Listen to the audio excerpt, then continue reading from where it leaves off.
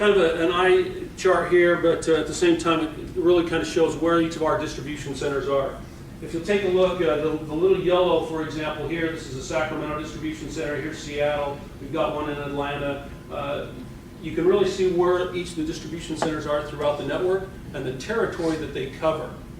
As you'll notice, some of the distribution centers out west, or even down in the Texas, Oklahoma area, some very, very large geographical areas that they cover. What's interesting is just because of the geographical size doesn't necessarily mean that you're doing more or larger volumes than some of the others are. For example, I'm from Salt Lake City, and I've been working in the Salt Lake City Distribution Center for basically about 18 of the last 21 years. And so as you can see, the distribution territory that we cover within that network is significant. Very, very large territory. We run 53-foot trucks every night all the way up into Montana, out of Salt Lake. Or place your order today by 9 o'clock, and you'll have your order tomorrow morning, usually by about 8 to 10 o'clock, all the way from Salt Lake City up into Montana.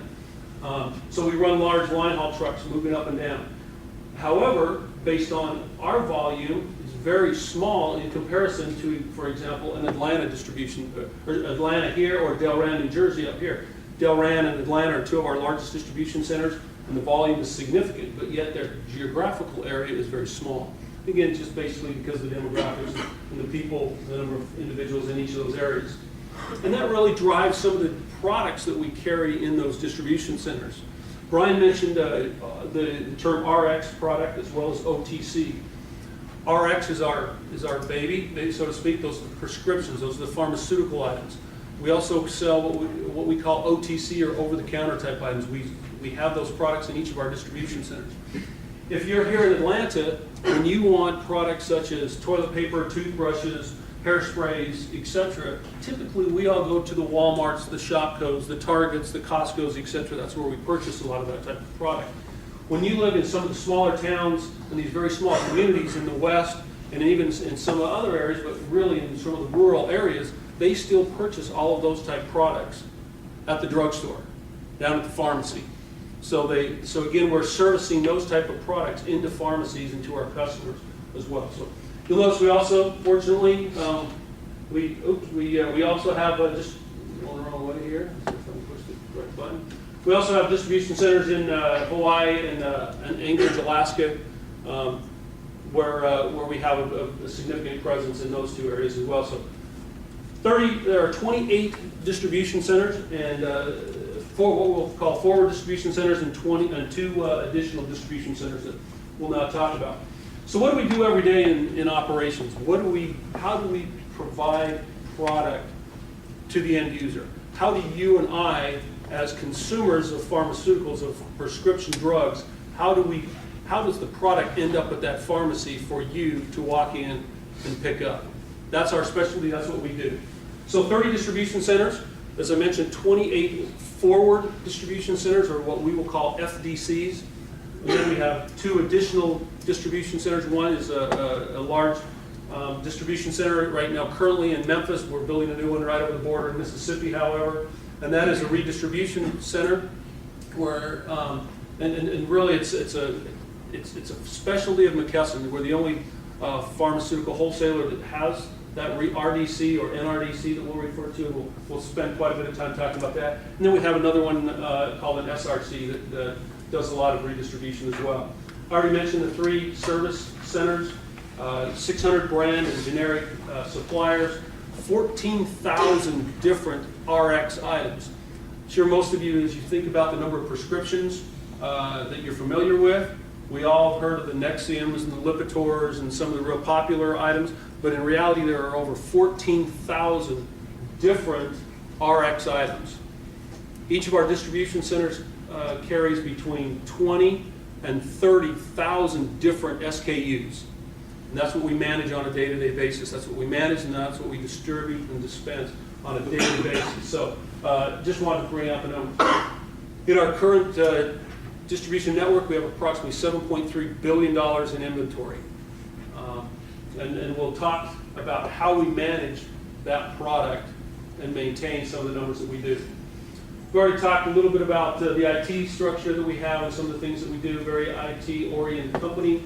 99.9% of our orders that are coming from our customers are electronic, as well as most of our orders on the outbound, or excuse me, what we would call outbound to our manufacturers that are then going to be inbound product coming in. It's all electronic.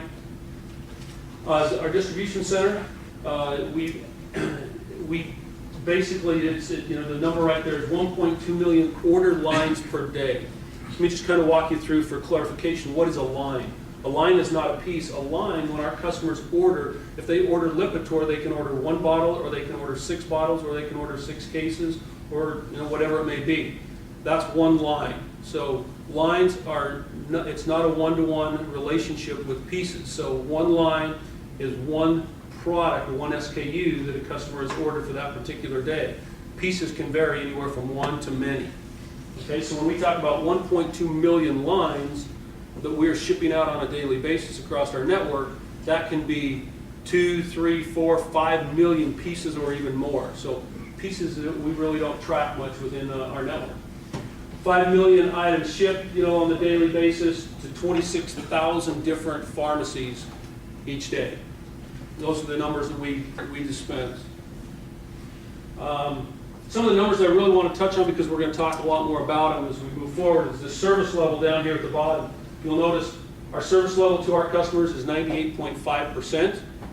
Our order quality, meaning when you order it, how well do we pick it and then get it to your door, we're at 99.7%, and our inventory accuracy within our 4 walls is 99.96%.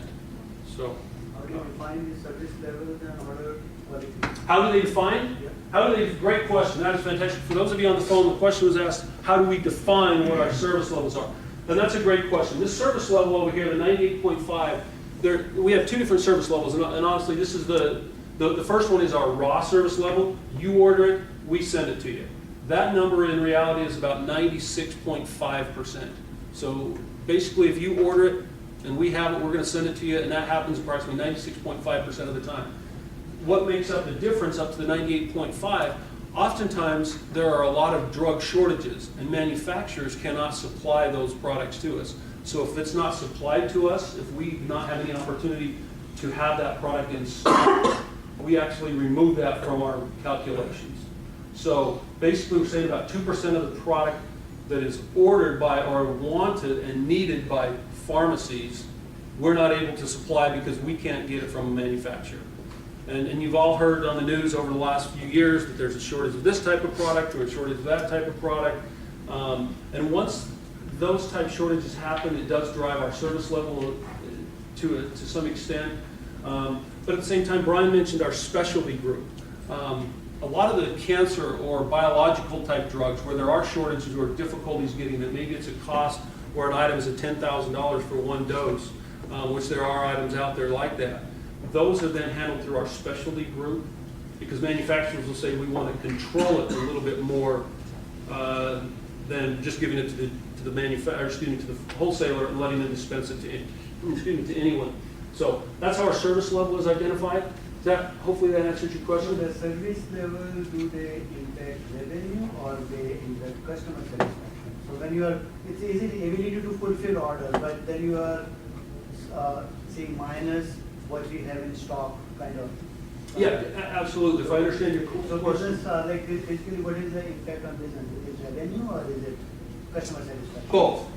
It's going to affect both. I mean, if we can't provide the product to the customer, it's going to definitely have an impact on the customer. If we can't sell the product, it's going to impact our revenue as well. But again, this primarily is on, how to learn this thing. This service level is typically, that's what we're providing to the customer. So I would tell you that that's more customer oriented than revenue driven. Okay?